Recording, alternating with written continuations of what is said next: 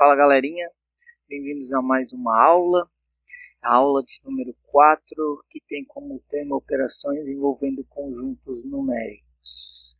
A matemática, como uma linguagem, ela utiliza alguns símbolos específicos para representar algumas operações.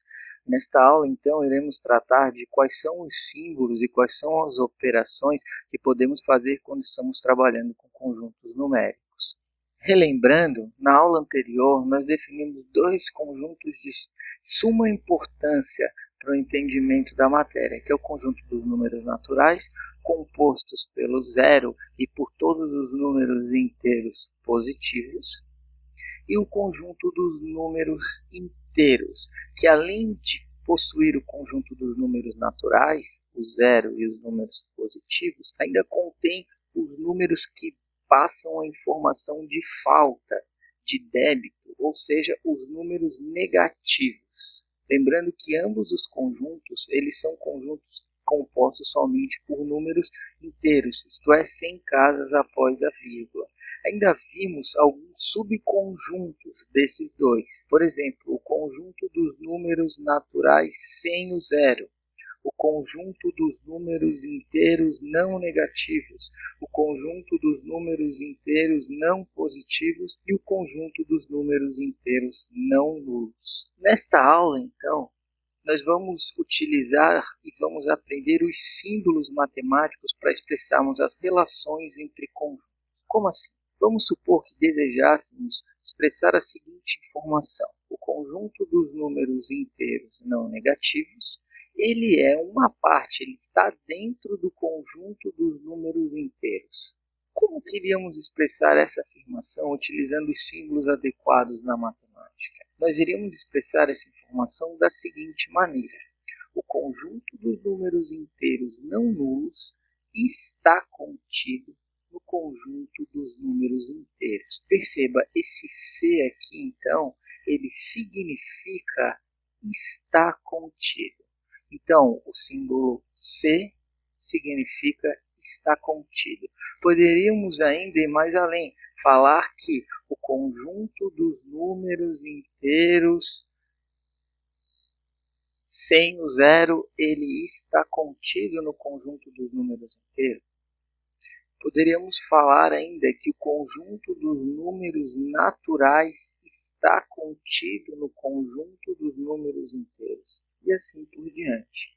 Então, relembrando, o símbolo C, ele significa está contido. Então, leríamos, o conjunto dos números inteiros não positivos está contido no conjunto dos números inteiros. O conjunto dos números inteiros sem o zero, ou ainda o conjunto dos números inteiros não nulos, está contido no conjunto dos números inteiros. Uma outra forma de expressarmos essa afirmação seria dizer a afirmação inversa. Como assim a afirmação inversa? Lembre-se que falamos do conjunto dos números naturais está contido no conjunto dos números inteiros. Poderíamos falar que o conjunto dos números inteiros contém o conjunto dos números naturais. Estaríamos dizendo a mesma coisa, só que de uma maneira diferente. Na matemática existe um símbolo para expressar essa afirmação. Que símbolo que é esse? É o símbolo de contém. E esse símbolo de contém, ele é o Czinho virado ao contrário. Então leríamos, o conjunto dos números inteiros contém o conjunto dos números inteiros não negativos. O símbolo Czinho, então, virado ao contrário, significa contém. Vamos agora nos aprofundar um pouco mais no estudo sobre conjuntos numéricos através de alguns exemplos. Dados os 5 conjuntos A, B, C, D e E, poderíamos fazer algumas afirmações sobre esses conjuntos e seus elementos. A primeira informação. O conjunto C, perceba que o conjunto C ele possui apenas um elemento. Um conjunto que possui um único elemento, ele é conhecido como conjunto unitário. Perceba que o conjunto D, nessa mesma linha, ele não possui nenhum elemento. Esse conjunto que não possui nenhum elemento, ele é chamado de conjunto vazio. Esse conjunto vazio, ele também pode ser expresso, além da chave, com nada dentro, ele pode ser expresso da seguinte maneira, utilizando-se esse símbolo de vazio. Perceba que é errado, então, se colocarmos D igual a chave, símbolo de vazio e fecha-chave.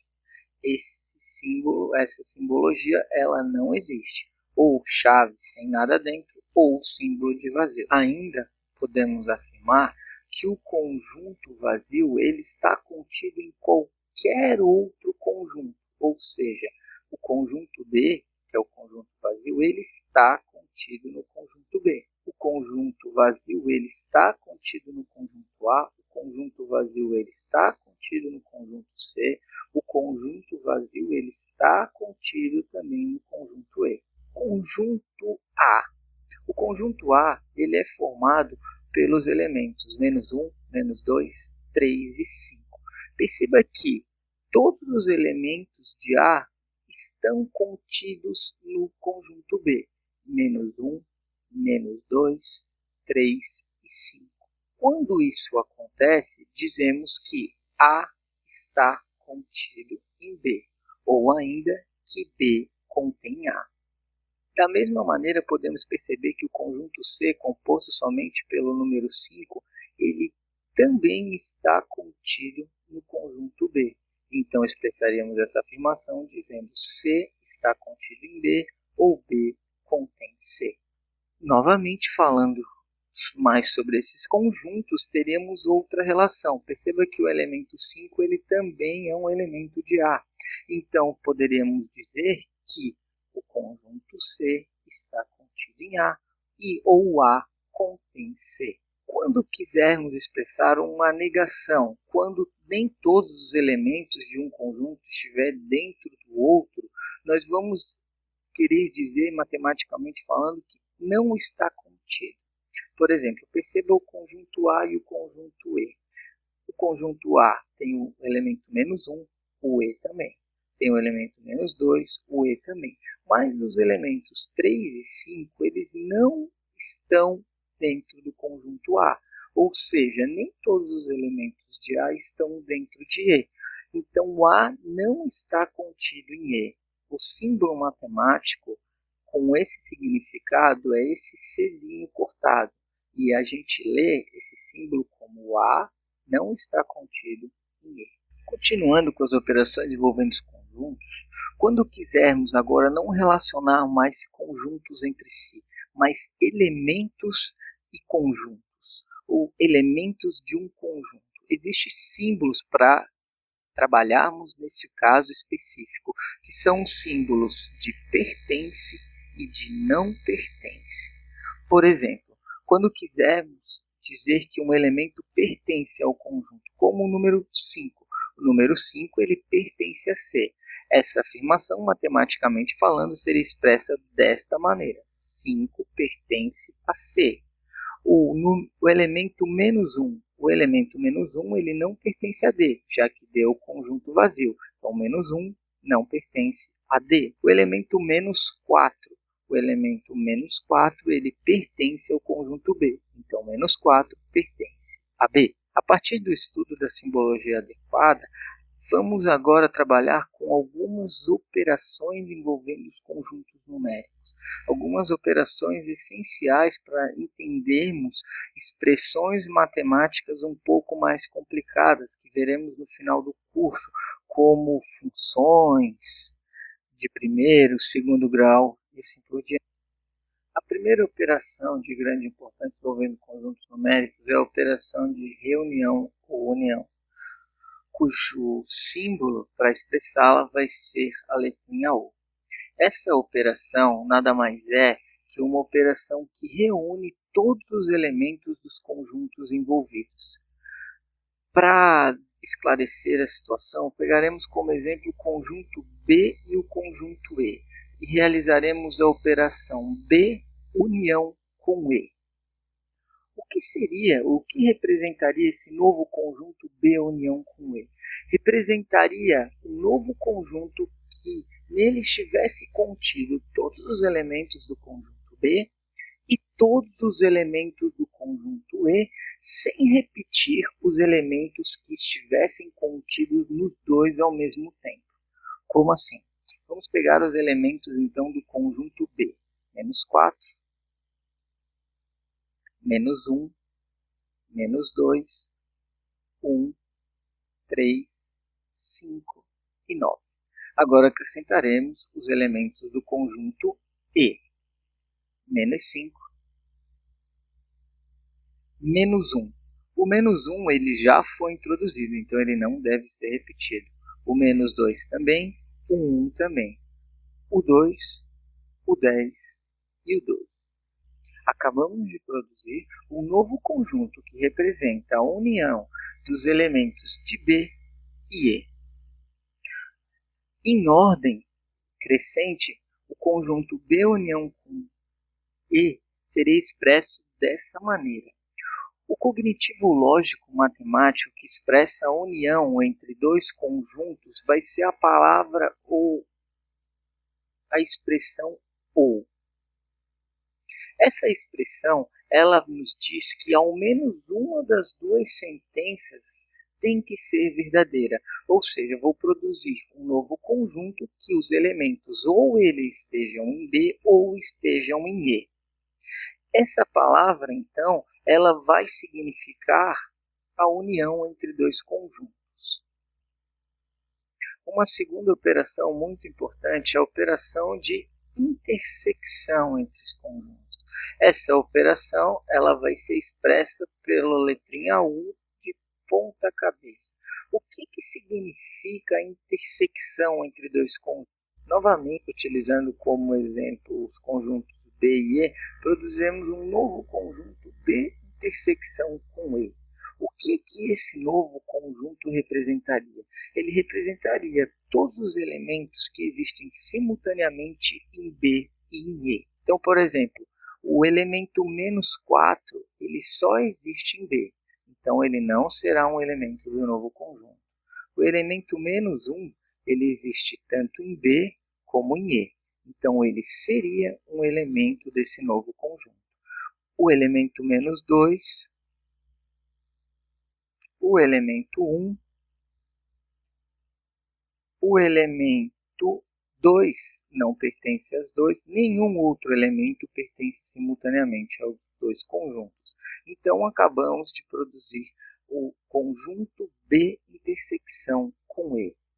O cognitivo lógico que indica a intersecção entre duas afirmações é o cognitivo lógico E.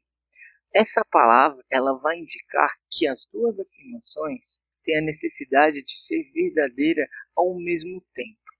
Como assim? Se nós fizéssemos a seguinte afirmação, queremos produzir um conjunto C, que seus elementos eles fossem elementos de B e E ao mesmo tempo.